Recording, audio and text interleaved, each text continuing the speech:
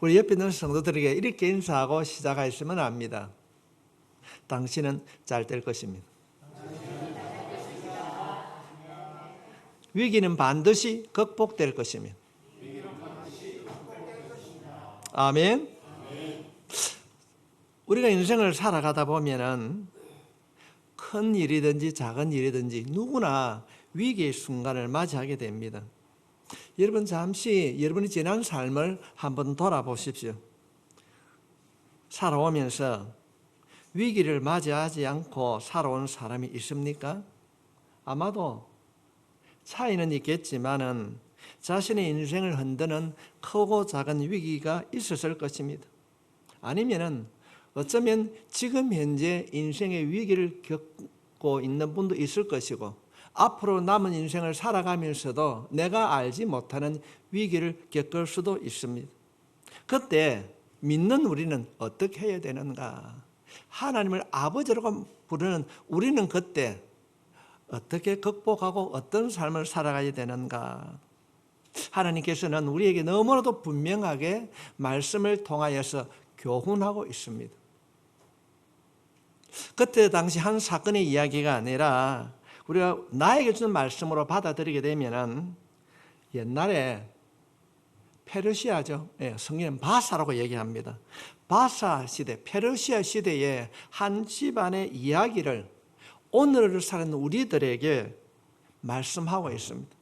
내가 인생을 살아가면서 고난과 위기의 때에 어떻게 살아가야 되는가? 무엇을 해야 되는가? 저는 오늘 이 말씀 가운데 두 가지를 살펴보려고 합니다.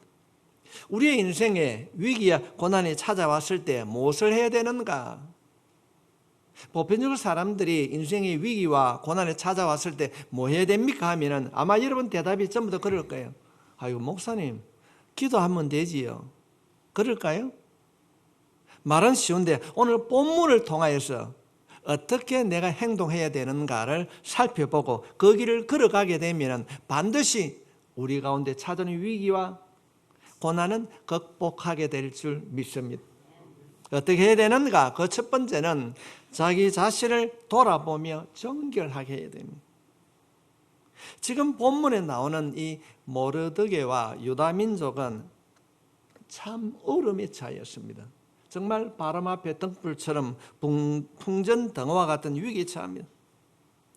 당시 세계를 제패했던 이 바사 제국은 아하수에로라는 왕이 통치를 하고 있었습니다. 이 아하수에로 왕 곁에는 하만이라고 하는 간신이 있었습니다. 그는 왕의 눈을 가리고 자신이 2인자에 앉아가지고 자기 마음에 들지 아니하면 마음대로 권력을 휘둘렸습니다. 자신에게 아첨하지 않는 그런 사람들 개인의 감정으로 굉장히 어려움을 처하게 만들었습니다. 오늘 본문을 소개하고 있는 이 에스더의 삼촌 모르드게는 성문을 지배하는 모든 사람들이 다 하만에게 머리를 숙여야 되는데 숙이지 않았습니다. 이것을 못마땅히 여긴 이 하만이 이 모르드게와 유다민족 전체를 말살하려고 하게 됩니다. 그것이 13절부터 14절에 기록되어 있습니다. 밑에 있는 모든 사람들에게 조서를 내립니다. 요즘 같으면은 카톡을 다 날렸겠죠. 각 지방에 보내 12째 달 아답을 13일 하루 동안에 모든 유대인을 젊은이, 늙은이, 어린이, 여인들을 막론하고 죽이고 도륙하고 진멸하고 그 재산을 탈취하라. 이렇게 영을 내리는 거예요. 하만의 계략으로 모르드게뿐 아니라 유대인들이 민족 전체가 멸망하게 되었습니다. 얼마나 큰 위기입니까? 한 사람의 잘못된 판단으로 인하여서 유다 민족 전체가 멸망을 당하는 어려움에 처하게 되었습니다. 이 위기 때 어쩌면 우리 인생의 위기 때 우리는 어떻게 해야 되는가? 성경은 하나님께서는 위기의 순간에 믿음의 사람 모르드게가 한 일을 오늘을 살아가는 우리들에게 보여주고 있습니다. 왜 하나님께서는 이 일들을 성경에 기록하였는가? 우리는 유대인이 아닙니다. 그때 당시 위기에 처한 이 한 가정, 한 민족이 그 위기를 어떻게 극복하는가? 하나님께서는 우리도 인생의 위기 때 어떻게 해야 되는가?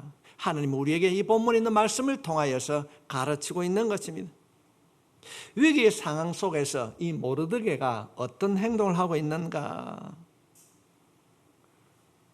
4장 1절 말씀을 보게 되면 모르드게가 이 일을 알고 죽이려고 하는 이 계획을 알고 자기의 옷을 찢고 굵은 베옷을 입고 쟤를 뒤집어 쓰고 성중에 나가서 대성통곡하며,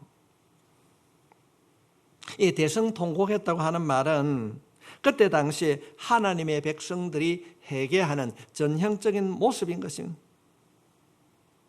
모르드게는 이 참혹한 현실 앞에서 하나님 앞에 나아가서 하나님 구해주세요, 그렇게 기도하고 있습니다. 그런데 오늘 말씀을 자세히 살펴보게 되면 지금 모르드게는 자신이 하나님 구해주세요, 그 구하기 전에 철저하게 자신을 돌아보고 정결하게 하는 회개의 기도를 드렸습니다. 회개의 기도를 드렸습니다. 성도 여러분, 바로 오늘 본문이 우리들에게 주는 교훈이 첫 번째 교훈이 여기에 있습니다. 고난의 위기가 찾아왔을 때 우리가 해야 할 일들이 무엇인가? 그것은 하나님 앞에 나아가서 철저하게 먼저 자신을 돌아보고 정결케 하는 것입니다. 우리는 연약하기 때문에 어려움이나 고난이 찾아오면 구해달라고 외칩니다. 하나님 도와주세요, 고쳐주세요, 변화시켜 주십시오. 이것은 당연한 일입니다.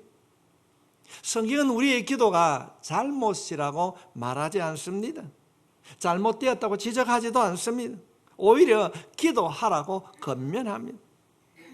그런데 하나님은 오늘 본문 말씀을 통하여서 우리의 구함의 기도를 드리기에 앞서 먼저 우리가 해야 할 행동이 무엇인가를 말씀하고 있습니다.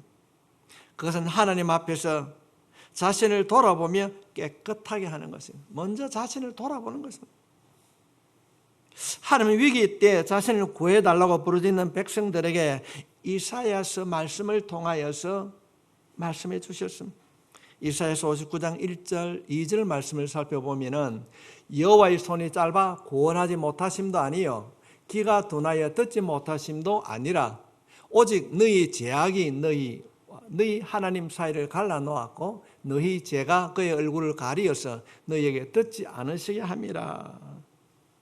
성도 여러분, 그렇습니다. 고난 속에 있습니까? 해야 할 일들 때문에 힘들어하고 있습니까? 아니, 앞으로 여러분의 인생의 위기에 고난이 찾아왔을 때에 이 말씀을 꼭 기억할 수 있기를 바랍니다.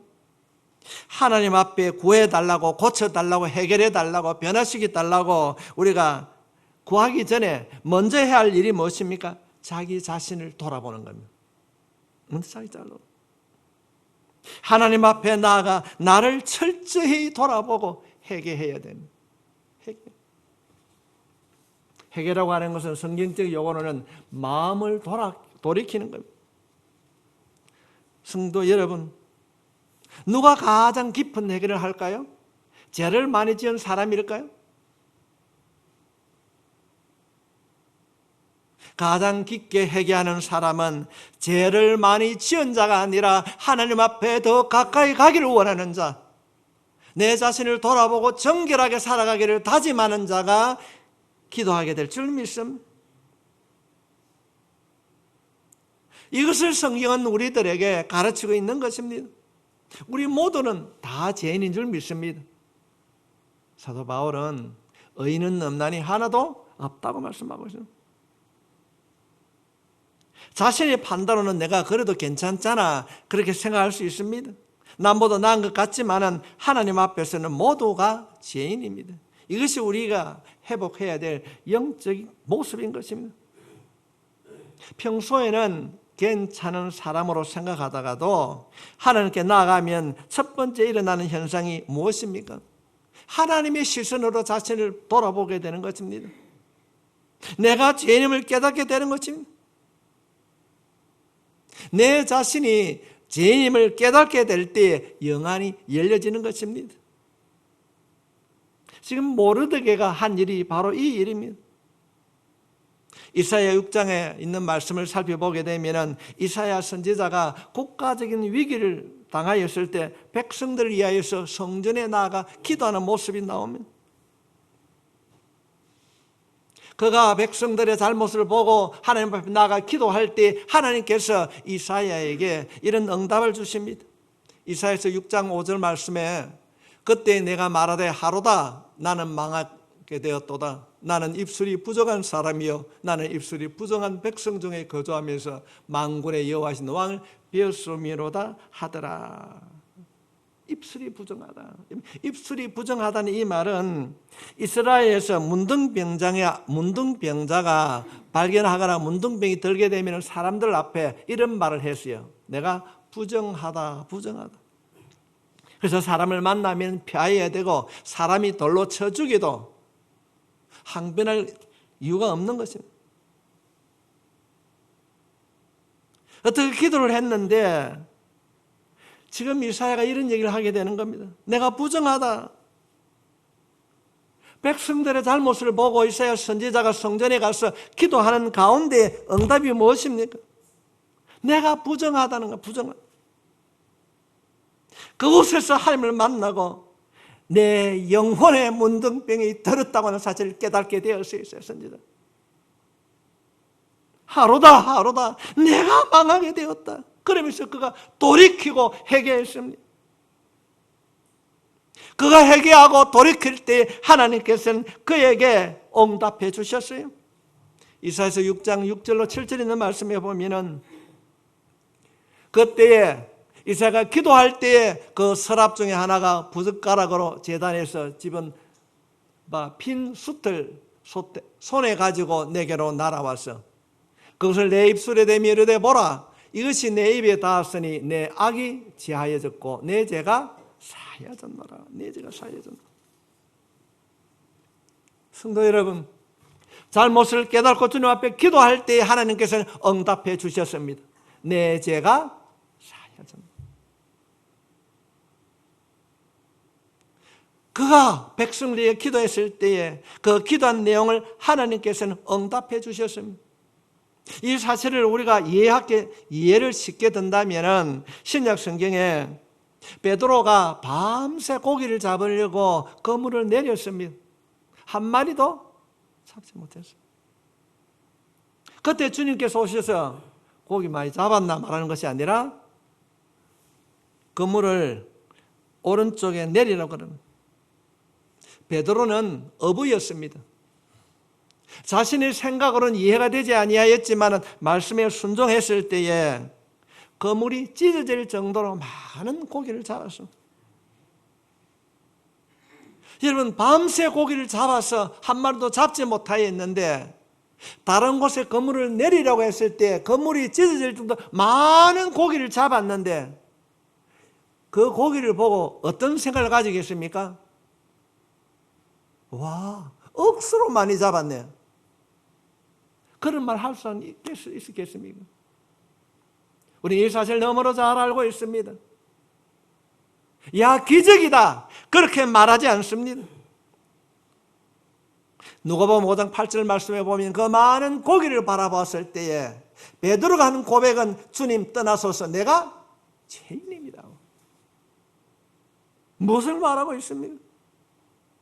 정말 고기를 그렇게 많이 잡았다면 정말 놀라운 기적입니다. 그렇게 말해야 되는 이 베드로가 그물을 내리라고 명령하신 그분이 하나님이심을 깨닫게 되었어요. 깨닫게 되었어요. 이 사건 이후에 베드로의 삶은 완전히 변화되었다고 성경은 우리들에게 보여주고 있습니다. 내가 주님을 만나고 나니까 그 말씀에 순종하게 되니까 내가 죄인이라는 것입니다. 자신이 죄인임을 깨달았을 때 베드로의 고백이 주님 나를 떠나소서 내가 죄인입니다. 인격적으로 주님을 만난 사람은 회개의 기도가 나오는 겁니다. 내 자신이 죄인이라고 고백하는 것입니다. 누구보다도 경건한 삶을 살았던 사도 바울은 주님을 알고 난 이후에 그가 이렇게 표현하고 있습니다. 만삭되어 태어나지 못한 나에게, 만삭되지 태어나지 못한 자신. 그가 시간이 지나서 주님을 가까이 배웠고 난 이후에 말년에 이렇게 고백하고 있습니다. 내가 죄인 중에 개수 죄인이라. 디모데전서 말씀에 그렇게 기록해요. 내가 죄인 중에 죄인이다. 성도 여러분, 우리가 한란의 빛에 나가면 자신의 잘못을 보게 될 줄 믿습니다. 깜깜할 때는 아무것도 보이지 않습니다. 그러나 빛 대신 예수 앞에 나가게 되면 자신의 허물을 보게 될 줄 믿습니다. 그래서 우리가 하나님 앞에 나아가는 자는 먼저 자신이 정결해야 될 줄 믿습니다. 한란과 고난과 아픔의 때의 문제를 해결해 달라고 기도해야 됩니다. 당연히 해야 됩니다. 구하고 기도하기 전에 먼저 자신을 정결하게 해야 될 줄 믿습니다. 하나님, 내가 참 허물이 많이 있습니다. 부족합니다. 연약합니다. 기도할 수 없지만 말씀 의지하고 기도할 때 내가 가지고 있는 이 모든 허물과 죄를 주의 보혈로 덮어 주시옵소서. 용서해 주십시오.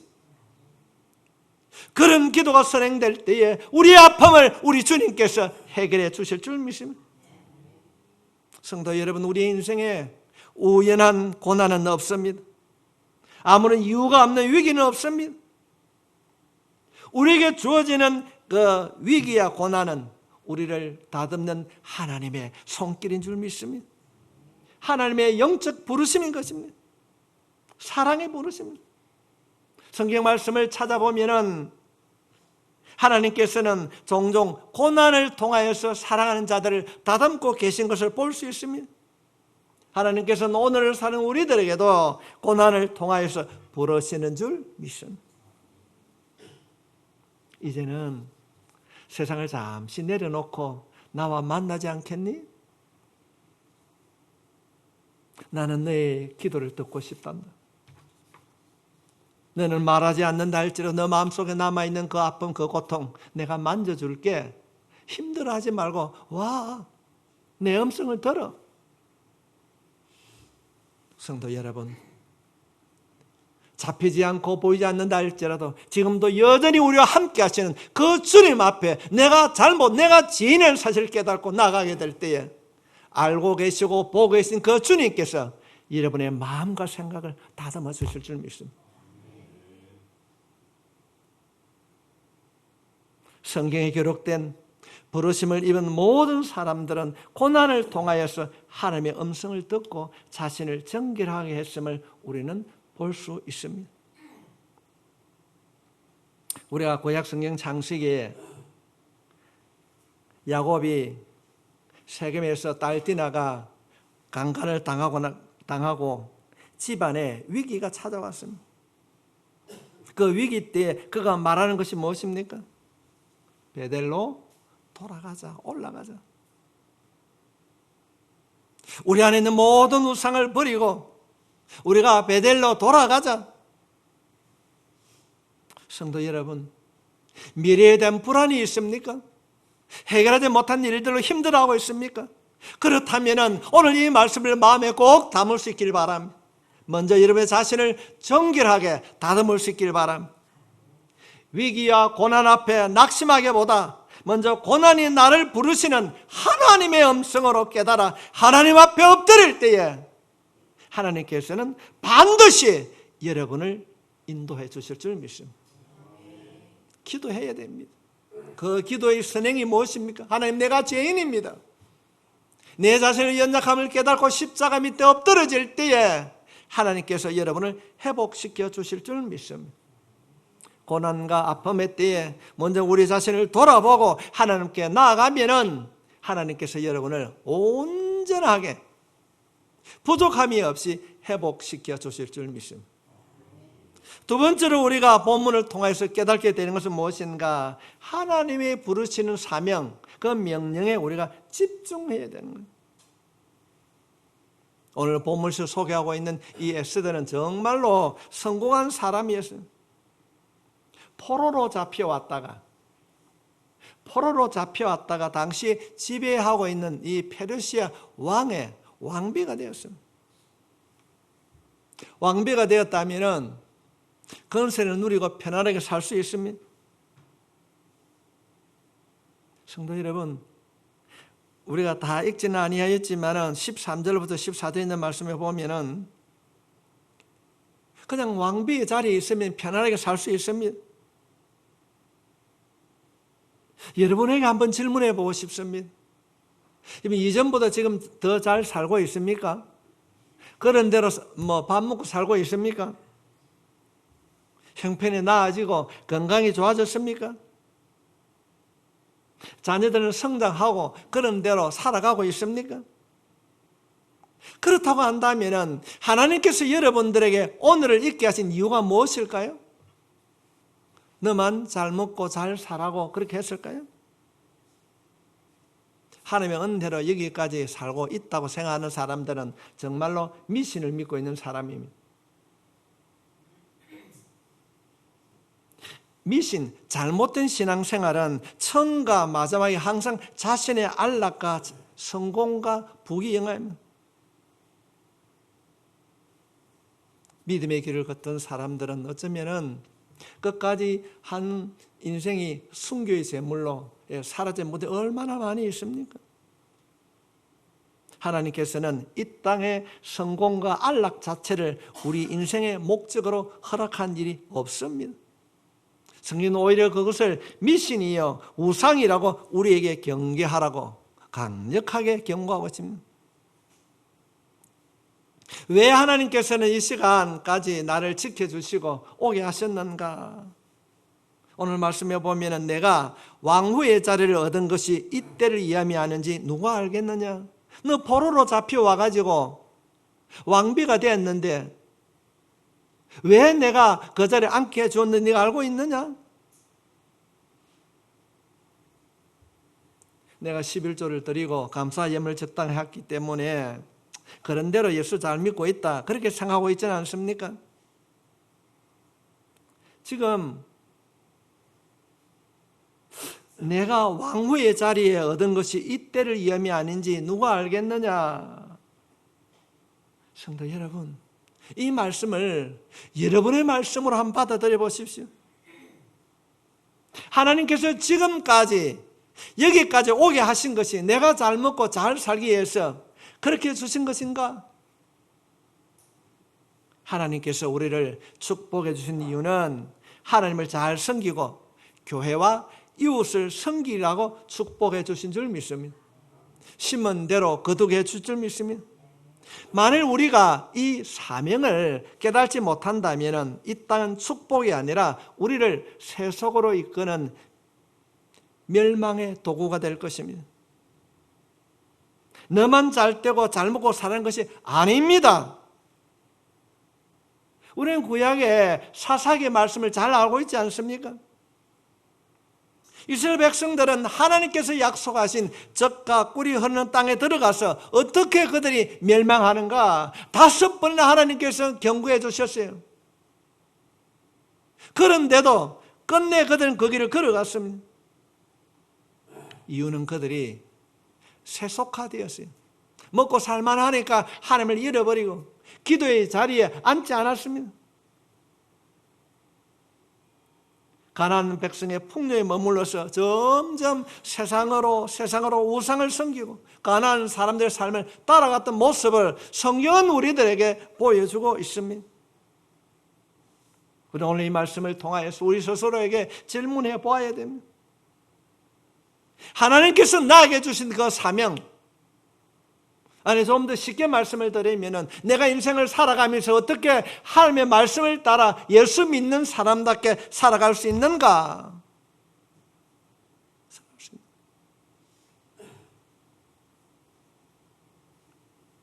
모든 것이 내 것이 아니요 하나님의 뜻을 이루어가는 하나님의 도구로 쓰임받는 자의 삶을 살 수 있기를 바랍니다. 어떤 분들은 힘들고 어려워서 기도했습니다. 그래서 점차 나아지고 삶이 회복되어지자 점차 회복되어지는 것만큼 세상으로 나가는 사람을 제가 많이 보았습니다. 요즘 건간에 교회를 왔다가 떠나가는 사람을 새벽에 앉아 기도할 때마다 안타까운 마음이 정말 많이 있습니다. 얼마나 가슴이 아픈지 모릅니다. 영안이 없습니다. 예수가 그 삶에 보이지 않습니다. 오늘도 하나님께서는 이 모르드게의 한 가정을 통하여서 우리들에게 말씀하고 있습니다. 힘들고 어려울 때 먼저 기도할 때 네 자신을 돌아보아라. 두 번째로는 내가 가지고 있는 그것이 너만을 위한 것이 아니고 또 다른 누군가를 위해서 섬기는 삶을 살아야 된다고 본문은 말씀하고 있습니다. 하나님께서요, 할 수 없어서 여러분을 불렀었겠습니까? 신약성경 누가복음 3장 8절 말씀을 보면은 성경은 이렇게 우리에게 소개하고 있습니다. 그러므로 회개에 합당한 열매를 맺고 속으로 아브라함이 우리 조상이라 말하지 말라. 내가 너에게 이르노니 하나님이 능히 이 돌들로도 아브라함의 자손이 되게 하시리라. 하나님께서 우리를 사명의 자리로 부르신 것은 하나님께서 능력이 없어서가 아니라 하나님이 길가에 돌들로도 자신의 사역을 얼마든지 감당할 수 있습니다. 감당할 수 있습니다. 우리를 사명의 자리로 부르시면 그 사명에 순종하는 자에게 복 주시기 위함인 줄 믿습니다. 복 주시기. 하나님이 거룩한 일에 우리를 부르신 이유는 나와 우리와 우리 자손을 위하여서 믿음의 복을 주시기 위한 약속인 줄 믿습니다. 우리 이 사실을 기억해야 됩니다. 사명이 내 삶 속에 실천되어질 때에 내뿐 아니라 우리의 자손을, 우리의 교회를 거룩한 복된 자로 변화시켜 주실 줄 믿습니다. 에스더로 하여금 그가 누구인가를 깨우치게 된 모르드게는 다시 한번 그에게 이렇게 도전합니다. 네가 포로로 잡혀와서 왕비가 된 것은 너의 부귀 영화를 위한 것이 아니라 내가 왕후의 자리를 얻게 된 것이 이때를 위한, 이때 백성들이 힘들어하고 어려울 때 이때를 위함이 아니냐. 그럴 때에 그가 이 삼촌의 말을 듣고 에스더의 행동입니다. 15절부터 16절에 있는 말씀. 에스더가 모르드게에 하다 바에 이르되 당신은 가서 수산에 있는 유다인을 다 모으고 나를 위하여 금식하되 밤낮 3일을 먹지도 말고 마시지도 마소서. 나도 나의 시녀 더불어 이렇게 금식한 후에 규례를 어기고 왕에게 나아가리니 죽으면 죽으리이다. 죽으면 죽으리이다. 유명한 말이지요. 한국 교회는 안인숙 여사의 책이 있기 때문에 다 알고 있습니다. 죽으면 죽으리이다. 이 말은 문화적인 해석이 좀 필요합니다. 왕궁에는 후궁들이 1000명이나 있었습니다. 세계를 지배하는 바사 제국이 얼마나 후궁이 많았겠습니까? 근데 왕이 부르지 아니했는데 왕 앞에 나아가면은 투기가 많은 여자라 그렇게 되어서 폐위를 시킵니다. 심하게 하면 목숨을 잃기도 했습니다. 그런데 지금 에스더가 이런 얘기를 하게 됩니다. 왕이 부르지 않아도 내가 왕 앞에 나가겠다. 내가 죽으면 죽으리다. 이 규례를 어기고 왕 앞에 나가면 왕이 받아들이지 아니하면 죽습니다. 내가 부르지 아니했는데 내가 어떻게 왔느냐.